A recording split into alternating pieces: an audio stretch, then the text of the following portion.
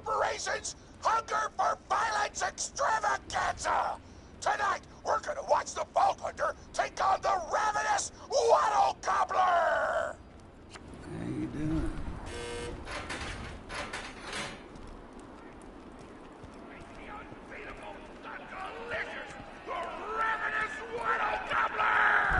Let's find out!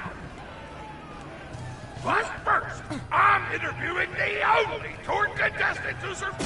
Oh, looks like we're out of time. We'll be right back after a word from our sponsor!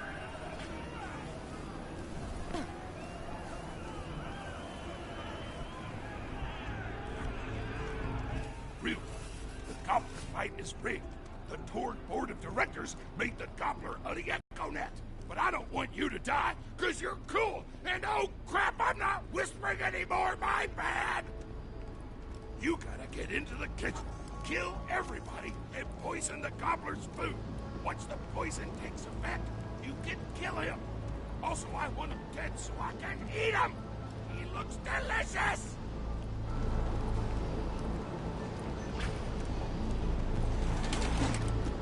And we're back!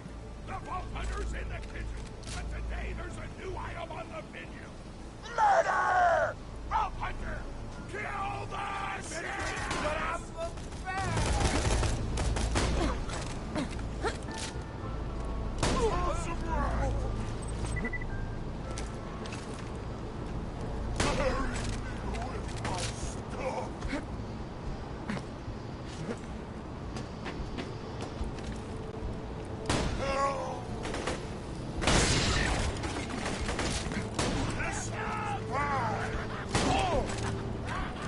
Calm down.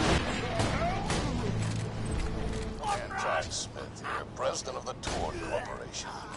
You do well to ignore Torg's instructions if you wish to stay alive. With the chef's dead, we can prepare our own meal for the Gobbler! Get to the freezer!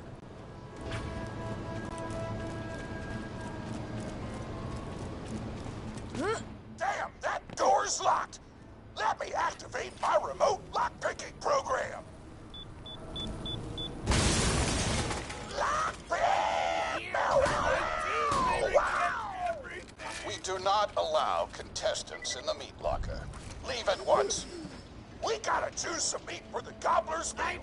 Turn on the tastiest looking snack horses. Let me give it to you. This is totally gonna get me fired, and I don't care!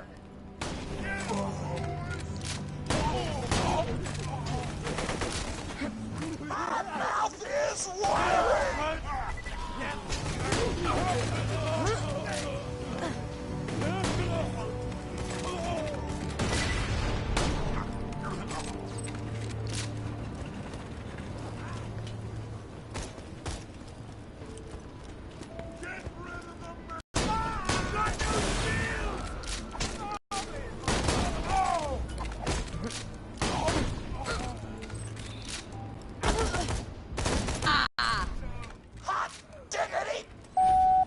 Those dudes didn't stand a chance!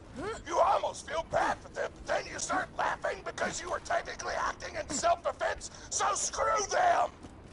Violence doesn't solve anything, except for all the things it does! Now to grind up the meat, get to the kitchen! Torg, as president, I demand to know why the hell the Vault Hunter is running around backstage. Just trying to mix things up! Your job is not to mix things up. Your job is to flex your muscles into air guitar solos, idiot. Words can hurt!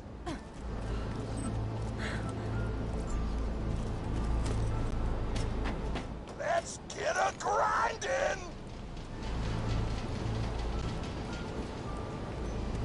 Grind, grinder!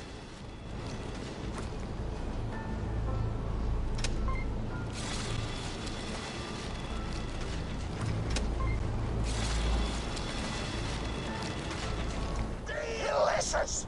We're nearly done preparing the Gobbler's meal! With the meat prepared, we only need one more ingredient. deadly poison! Head to the stabber jabber nests!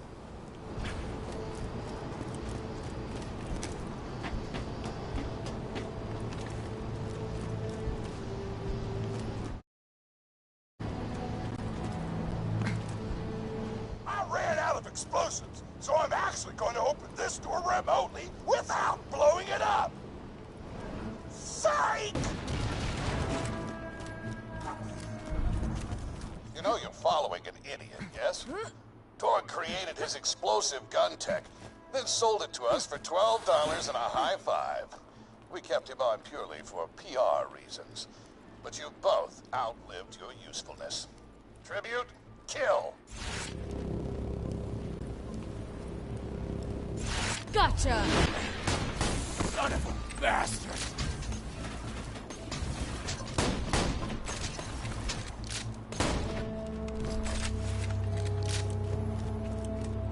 When God closes a door, I blow it the up! Hey, make sure to get a slag weapon on the way. Smack the jabber nest to wake him up. All right, now slap the jabber. Shut up!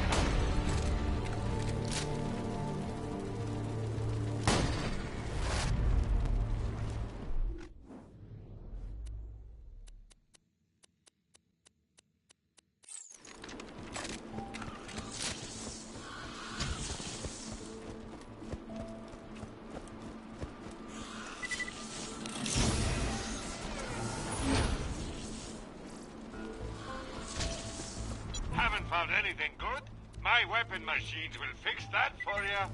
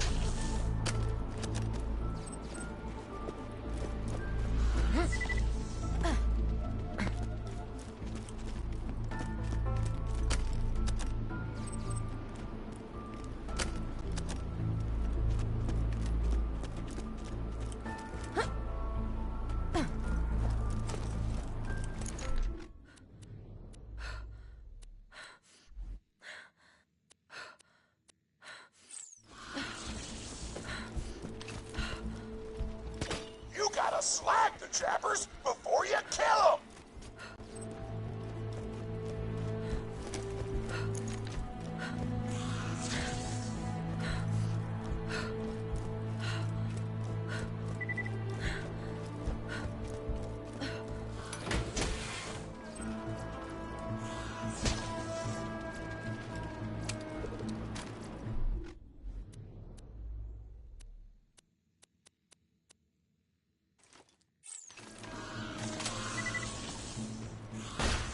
Before the slag wears off!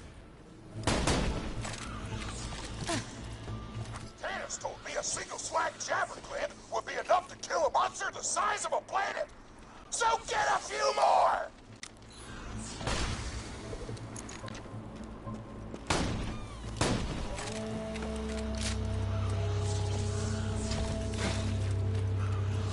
Nearly done!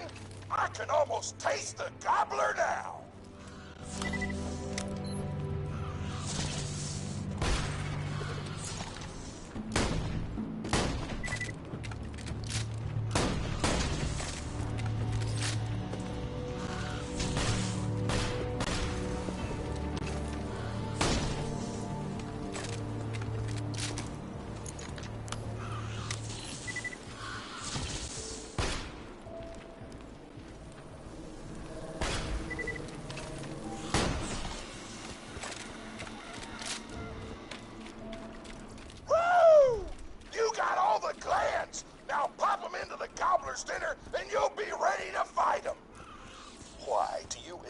focused on being a moron, Torg. This is why you lost a controlling share of your own company. I knew I should have killed you when I had the chance.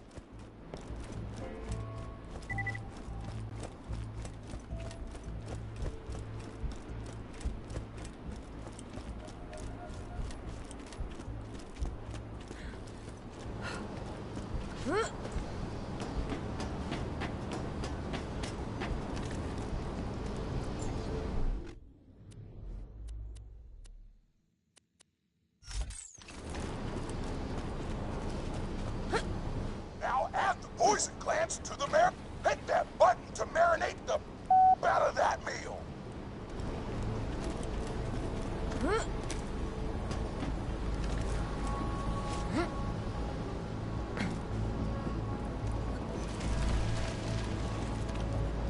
The meal's almost ready. Let's get cooking. Start the conveyor of cookery.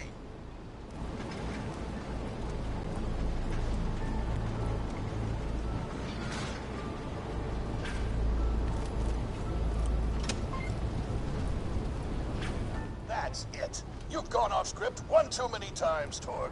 Today's meal is canceled. Chefs, shut down that oven. We can't stop now. Protect the oven. I swear by my abdominal muscles, I will eat the ravenous Wattle-Gobbler. Charging it!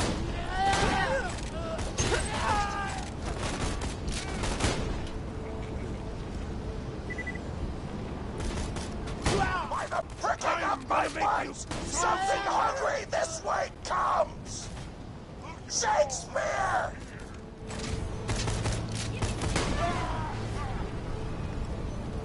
You cannot kill! You can still run! By the pricking of my buns, something hungry this way comes. Shakespeare!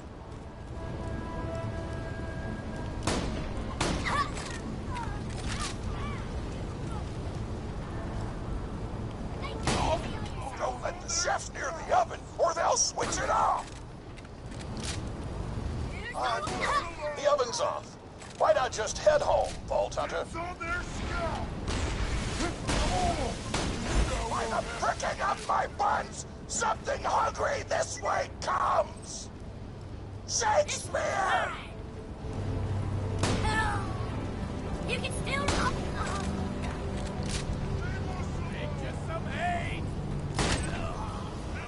Food's done! Go get it!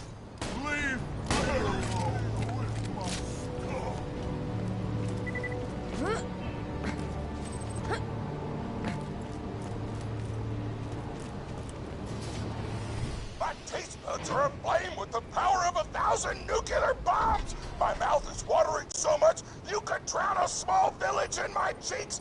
The taste apocalypse is upon us!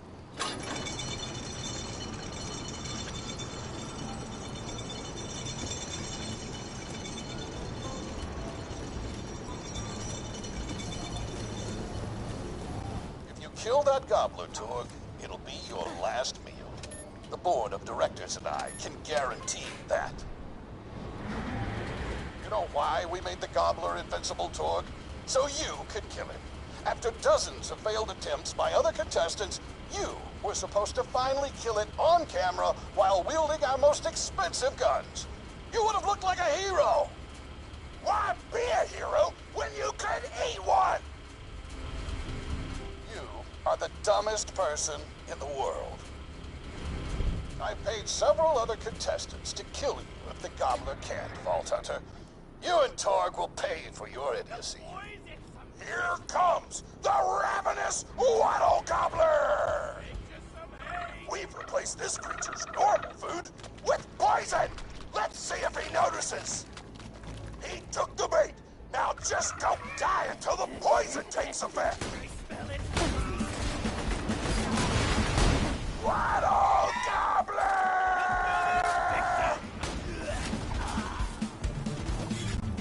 Let's do that again sometime.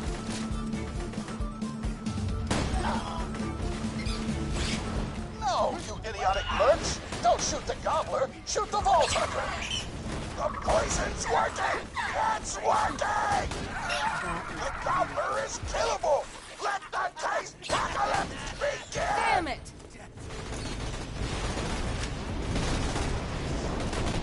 One less badass. This is your last chance, Torg. Call this off, or you're out of the company. Whatever! I'll just work for Moxie and blow things up! Pro boner! The Bone Hunter wins! Oh, my grandma's a pretty big fan of yours. Could you go say hi to her? Oh man, it's the Vault Hunter! You are awesome! Didn't you fight Terramorphous? I fought a big creature like that once. He was a big whale squid with 100 tentacles. You ever thought anything with tentacles? Oh, of course you have. Terramorphous had tentacles, how silly of me. Now, where was I? I am so sorry. All right, the whale creature. His name was Blowhole the Apocalypse. I called him the Apocalypse for short. And he attacked my hometown of Tsunami's Edge when I was but a little girl. You ever been to Tsunami's Edge?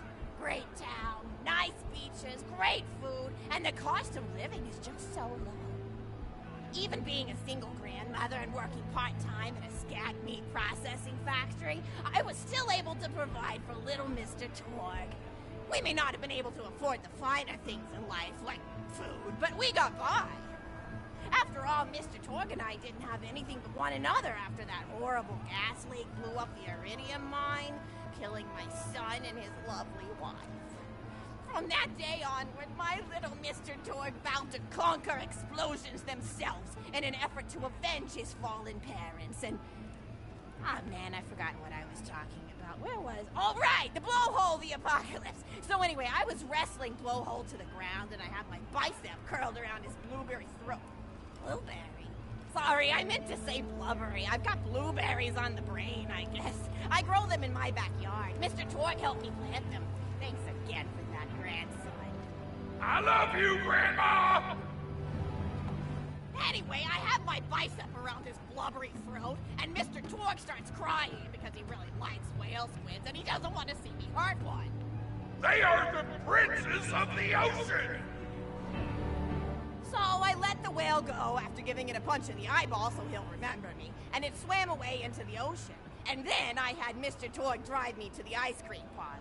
He got me Rocky Road, because Rocky Road's my favorite. I'm extremely partial to the way the marshmallows act like little landmines of flavor amidst the battleground of chocolate. What's your favorite flavor of ice cream? Is it pistachio? I bet it's pistachio. Oh, that reminds me! You'll never guess who I saw today! Pistachio the Amazing! He's a magician who studied under Crazy Earl, so he's got that weird mustache, you know, but I saw him make a rack hive disappear.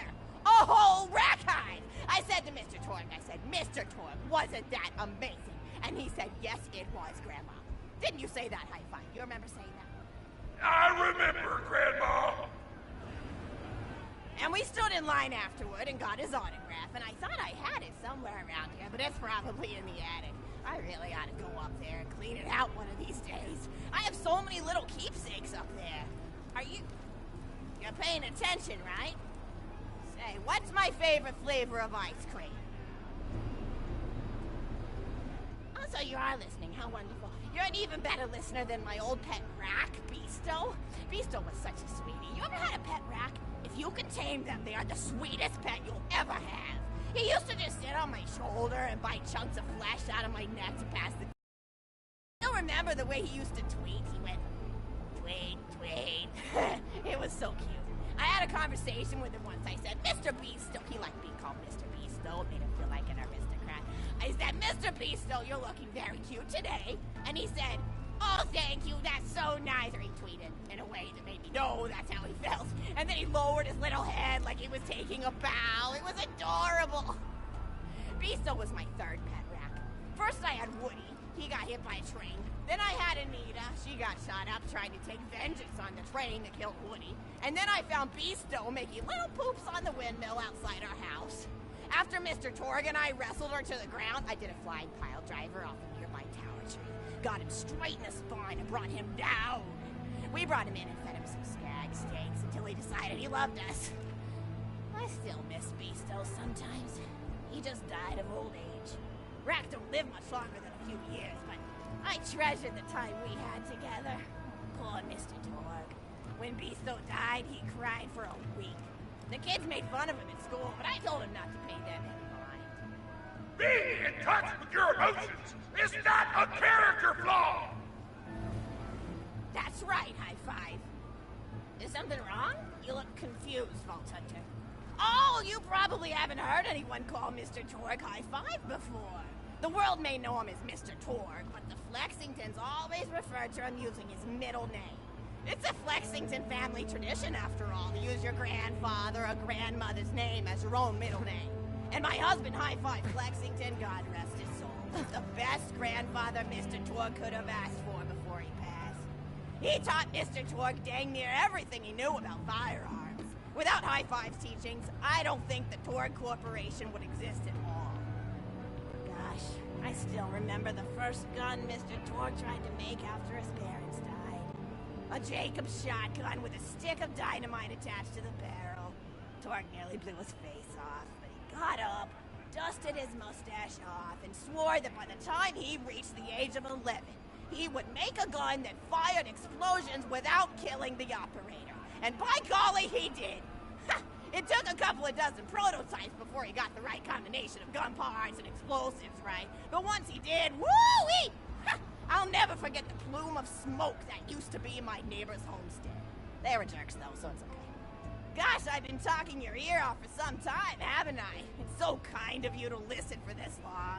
I've taken up too much of your time already. Please, don't feel like you have to stick around any longer. As a matter of fact, take this for giving this old woman something.